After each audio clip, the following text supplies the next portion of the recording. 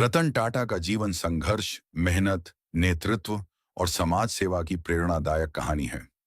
रतन टाटा का जन्म 28 दिसंबर 1937 को मुंबई में हुआ था। जब वे छोटे थे, तब उनके माता-पिता अलग हो गए थे। उनका पालन पोषण उनकी दादी नवाजबाई टाटा ने किया। बचपन में उन्हें कई भावनात्मक कठिनाइयों का सामना करना पड़ा, लेकिन उन्होंने कभी हार नहीं मानी। उन्होंने स्कूल की पढ़ाई भारत में की और बाद में उच्च शिक्षा के लिए अमेरिका गए। वहां उन्होंने वास्तुकला और इंजीनियरिंग की पढ़ाई की। पढ़ाई पूरी करने के बाद वे भारत लौटे और टाटा ग्रुप में काम शुरू किया। उन्होंने शुरुआत बड़े पद से नहीं, बल्कि फैक्ट्री में सामान्य कर्मचारियों के साथ काम करके की। वे मजदूरों के साथ मशीनों के बीच काम करते थे, ताकि कंपनी के कामकाज को अच्छी तरह समझ सकें। 1991 में वे टाटा समूह के अध्यक्ष बने।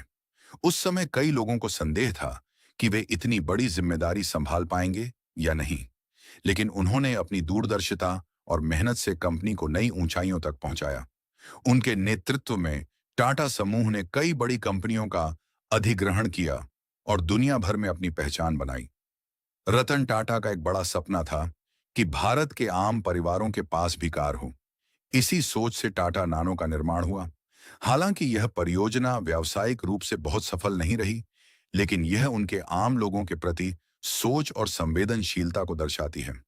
रतन टाटा केवल एक सफल उद्योगपति ही नहीं, बल्कि एक दयालु इंसान भी हैं। उन्होंने शिक्षा, स्वास्थ्य, ग्रामीण विकास और जरूरतमंद लोगों की सहायता के लिए अरबों रुपये दान किए। 2008 मुंबई अटैक्स के बाद उन्होंने प्रभावित कर्मचारियों और उनके परिवारों की व्यक्तिगत रूप से मदद की, जिससे लोगों का उनके प्रति सम्मान और बढ़ गया। उनके जीवन में कई चुनौतियां और असफलताएं भी आईं, लेकिन उन्होंने हर कठिनाई से सीख ली। वे हमेशा ईमानदारी, विनम्रता और मेहनत को सफलता की कुंजी मानते रहे। रतन टाटा की जीवन कहानी हमें सिखाती है कि परिस्थितियां चाहे कितनी भी कठिन क्यों ना हो, यदि व्यक्ति मेहनत, धैर्य और अच्छे विचारों के साथ आगे बढ़े, तो वह बड़ी से बड़ी सफलता प्राप्त कर सकता है। इसलिए आज रतन टाटा भारत ही नहीं, बल्कि पूरी दुनिया में सम्मान और प्रेरणा